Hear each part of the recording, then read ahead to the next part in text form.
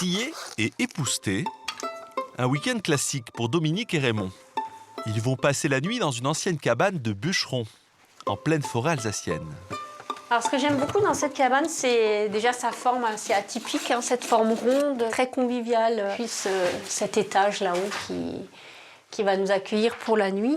Il faut aimer la solitude, il faut aimer la tranquillité. La petite souris qui va essayer de trouver des miettes de la fin de notre repas. Ce ne sera pas une petite souris, mais des araignées. Alors pour certains, les toiles d'araignée, ça serait pas supportable. Moi, ça fait partie de l'endroit. Ça me prouve juste que c'est habité. Je vais laisser toutes ces petites bêtes continuer leur vie. Ça m'arrive de passer quelques jours d'affilée dans ce genre de cabane. Si certains choisissent de passer leurs vacances en club, d'autres misent sur la nature et le calme. Bruit, trafic, foule, la vie citadine peut donner envie de s'isoler jusque dans les bois. Vous allez voir que ce rêve de Robinson Crusoe peut devenir réalité le temps d'un week-end ou plus. Dominique s'est débrouillée toute seule pour trouver cette cabane forestière ouverte à tous. D'autres font appel à des agences de voyage. Gérard a vu cette tendance se développer. Ce qu'on entend le plus souvent, c'est on veut couper vraiment. On veut couper, on veut voyager. Il y a un besoin de rompre avec le quotidien. Son credo, proposer des séjours dans les grands espaces, le désert et autres régions sauvages. Je pense qu'il y a une volonté de retour à la nature qui se fait de plus en plus pressante. Les gens sont très, très demandeurs d'une nature, d'une cassure par rapport à leurs habitudes de vacances traditionnelles. Et c'est pour ça qu'on a une nouvelle clientèle qui est en demande et qui est très satisfaite à leur retour. Pour Dominique et Raymond, les préparatifs commencent dans le garage. Là, j'ai un matelas autogonflant, une petite partie pour mes hanches. Ça, c'est notre petite gamelle avec notre petit réchaud. Après, je prends mon sac de couchage. Ça, c'est mon petit oreiller, parce qu'on aime quand même le confort. Dominique vise l'isolement, mais avec une petite précaution. Uniquement le téléphone par habitude, voilà, mais il est débranché. En plus, il n'y a pas de réseau par là où on va, donc ça tombe très bien. Comme tous les week-ends, à peine sortie du travail, Dominique se rend dans un bois à une dizaine de kilomètres de chez elle.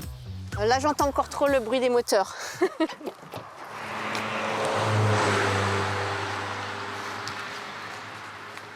Un moyen de se déconnecter d'un métier difficile, la semaine Dominique s'occupe d'enfants autistes. C'est vrai qu'on a aussi besoin de se préserver des temps et des espaces où on se ressource soi-même pour pouvoir continuer à donner du meilleur après, quoi. C'est le dépaysement total. C'est parti pour autre chose, en fait.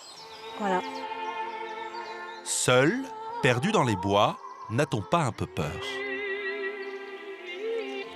Une promenade en forêt, il y a quelques années en arrière, c'était je ne serais jamais partie toute seule, j'étais angoissée à l'idée de la nuit qui tombe.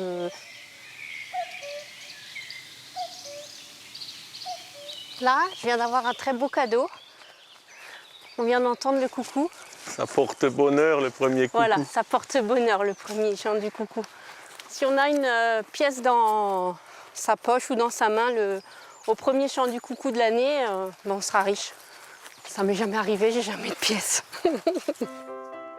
À la tombée du jour, après 45 minutes de marche, la bonne distance pour un isolement garanti, ils arrivent à destination. Ben voilà, on arrive à la cabane des Trois Forestiers, notre maison de ce soir. Mais peut-on vivre dans les bois plus d'un week-end? À l'autre bout de la France, dans le Gers, André a passé une décennie dans cette cabane au milieu de la forêt. 12 mètres carrés qu'il a eu le temps d'aménager. Il y avait donc le coin cuisine, qui est toujours, et il y avait le coin réserve, avec un vieux buffet qui appartenait à mes parents.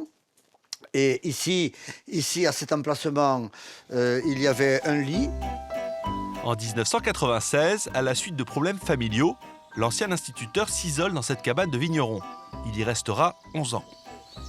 Ce qui m'a plu, c'est le cadre. Le bois qui sont à proximité, ce sont des bois à champignons, c'est des bois où il fait bon se promener. Je pense même que de plus en plus de gens chercheront à s'évader de la vie moderne et de la vie en ville pour se retrancher un petit peu dans la campagne profonde. Pour vous convaincre, un tour dans la salle de bain d'André s'impose. Voilà, alors là vous êtes dans un petit cabinet de toilette et il se compose d'un WC et une partie douche.